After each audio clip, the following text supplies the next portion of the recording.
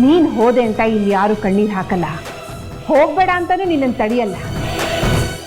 ಯಾವುದೇ ಕಾರಣಕ್ಕೂ ನೀನು ಸೋಲ್ಬಾರ್ದು. ನನಗೆ ನೀನು ಬೇರೆ ಅಲ್ಲ, ನನ್ನ ಮಗಳು ಬೇರೆ ಅಲ್ಲ. ಈ ಮನೇಲಿ ನಿನ್ನನ್ನು ಮಾತ್ರ ಇರು ಅಂತ ಹೇಳ್ತಾನೆ ಅಂತ ಅಂದ್ಕೊಂಡಿದ್ದೆ, ಆದರೆ ಅವಳು ಸ್ವಲ್ಪ ದಿನ ಇರಲಿ ಅಂತ ಹೇಳ್ಬಿಟ್ಟ. ಏನು ನಡೀತಾ ಇದೆ ಇಲ್ಲಿ ಅಂತ ನನಗೆ ಅರ್ಥನೇ ಆಗ್ತಾ ಇಲ್ಲ. ಈ ಮನೇಲಿ ಯಾರಿಗೆ ಯಾರು ಬೇಕು, ಯಾರಿಗೆ ಯಾರ ಅವಶ್ಯಕತೆ ಇದೆ ಅಂತ ತಿಳ್ಕೊ.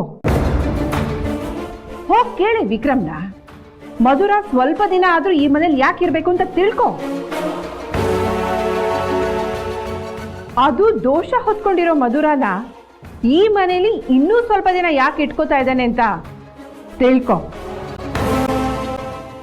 ಅದಕ್ಕೆ ಅವನು ಏನು ಉತ್ತರ ಹೇಳ್ತಾನೆ ಅಂತ ನಿನಗೆ ಗೊತ್ತಾಗತ್ತೆ.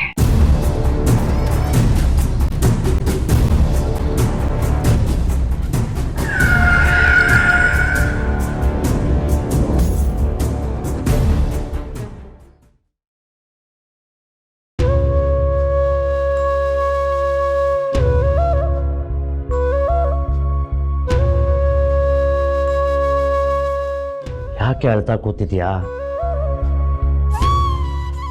ಸಾಹೇಬ್ರು ನಿನ್ನನ್ನು ಎಷ್ಟು ಪ್ರೀತಿಸ್ತಾರೆ ಅನ್ನೋದಕ್ಕೆ ಇವತ್ತು ಈ ಮನೆಯಲ್ಲಿ ನಡೀತಲ್ಲ ಘಟನೆ, ಅದೇ ಸಾಕ್ಷಿ. ನನ್ನ ಚಿಕ್ಕ ಮಗಳ ಜೀವನ ಹಾಳಾಗೋಯ್ತು ಅಂತ ಜೀವನ ಪೂರ್ತಿ ಆ ದೇವರು ಕೊರಗೋ ಹಾಗೆ ಮಾಡ್ಬಿಟ್ಟ ಅನ್ಕೊಂಡಿದ್ದೆ. ಆದರೆ ಎಲ್ರಿಗೂ ಒಳ್ಳೇದಾಗ್ಲಿ ಅನ್ನೋ ನಿನ್ನ ಮನಸ್ಸಿದೆಯಲ್ಲ, ಅದರಿಂದ ದೇವರು ನಿನ್ನನ್ನು ಗೆಲ್ಲಿಸ್ಬಿಟ್ಟ. ನಮ್ಗೆ ಅನ್ಯಾಯ ಮಾಡಲಿಲ್ಲ.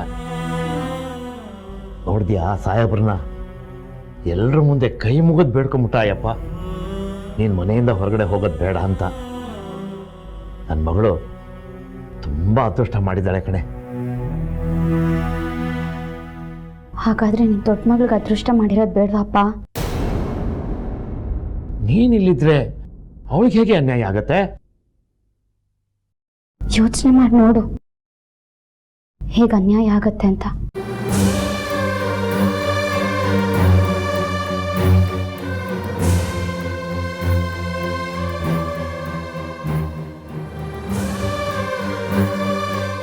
ಗೊತ್ತಾಯ್ತೇನಪ್ಪ? ಮಗು ವಿಚಾರ ಮಾತಾಡ್ತಾ ಇದೀಯೇನೆ?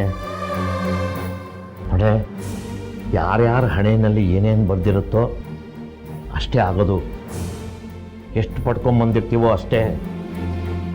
ಮಗು ಹೆರಕ್ಕಾಗದೇ ಇರೋ ಮೇಘ ನಿನಗೆ ಈ ಮನೆಯಲ್ಲಿ ಇರೋದಕ್ಕೆ ಹಕ್ಕಿದೆ ಅಂದಮೇಲೆ ನಿನಗೂ ಈ ಮನೆಯಲ್ಲಿ ಇರೋದಕ್ಕೆ ಸ್ಥಾನ ಗ್ಯಾರಂಟಿ ಇದೆ. ಅಪ್ಪ, ನನ್ನ ಮಾತಿನ್ನೂ ಮುಗ್ದಿಲ್ಲ. ನಾನು ನಿನಗೂ ಅಪ್ಪ, ಮೇಘ ನನಗೂ ಅಪ್ಪ. ನನಗೇನು ಅನ್ಸುತ್ತೋ ಅದನ್ನು ಹೇಳಿದ್ದೀನಿ, ಯೋಚನೆ ಮಾಡು. ನಾನು ಸ್ವಲ್ಪ ಮನೆ ಕಡೆ ಹೋಗಿದ್ದು ಬರ್ತೀನಿ.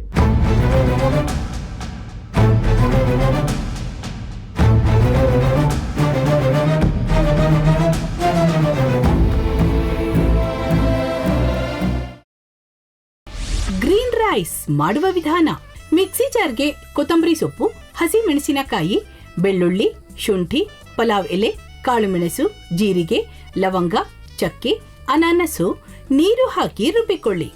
ಒಂದು ಪ್ಯಾನ್ಗೆ ಎಣ್ಣೆ ಹಾಕಿ ಅದು ಕಾದ ಮೇಲೆ ಜೀರಿಗೆ, ಈರುಳ್ಳಿ, ಕರಿಬೇವು ಹಾಕಿ ಹುರಿದು ರುಬ್ಬಿದ ಮಸಾಲ, ಉಪ್ಪು, ಅನ್ನ ಹಾಕಿ ಮಿಕ್ಸ್ ಮಾಡಿ. ಒಂದು ಚಿಕ್ಕ ಪ್ಯಾನ್ಗೆ ತುಪ್ಪ, ದ್ರಾಕ್ಷಿ, ಗೋಡಂಬಿ ಹಾಕಿ ಹುರಿದು ಕಲಸಿದರೆ ಗ್ರೀನ್ ರೈಸ್ ಸವಿಯಲು ಸಿದ್ಧ. ಅವಳು ಕೇಳೋ ಹಾಗಿದ್ದಿದ್ರೆ ಎಲ್ಲ ಯಾವತ್ತೋ ಸರಿ ಹೋಗ್ತಾ ಇತ್ತು.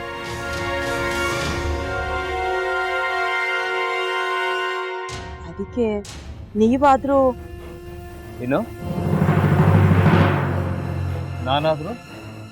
ನಾನಾದ್ರೂ ಏನತ್ತೆ? ಅವಳ ಹತ್ರ ಬಂದು ನೀನು ಸೋಲೋದು ಬೇಡ, ನಾನೇ ಸೋಲ್ತೀನಿ, ನೀನು ನಮ್ಮ ತಂದೆಗೆ ಅವಮಾನ ಮಾಡಿದ್ರು ಪರವಾಗಿಲ್ಲ, ದಯವಿಟ್ಟು ಮನೆಗೆ ಬಾ ಅಂತ ಬೇಡ್ಕೋಬೇಕಾ? ಹಾಗೆಲ್ಲ ಅಳಿ ಅಂದ್ರೆ ಸಂಸಾರ ಅಂದಮೇಲೆ ಇಂಥದೆಲ್ಲ ಏನಾದ್ರೂ ಒಂದು ಇದ್ದೇ ಇರುತ್ತೆ. ಹೋರಾಟ ಮಾಡಿದ್ಲು.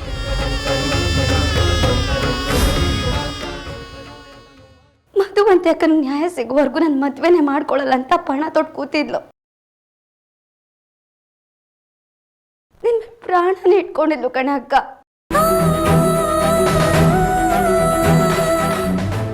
ಅವಳು ಅವಳು ಮೈ ಮೇಲೆ ನೀನು ಸೇರ್ಕೊಂಡು ಅವಳ ಸಂಸಾರನ ಹಾಳು ಮಾಡ್ತಿದ್ಯಲ್ಲೇ.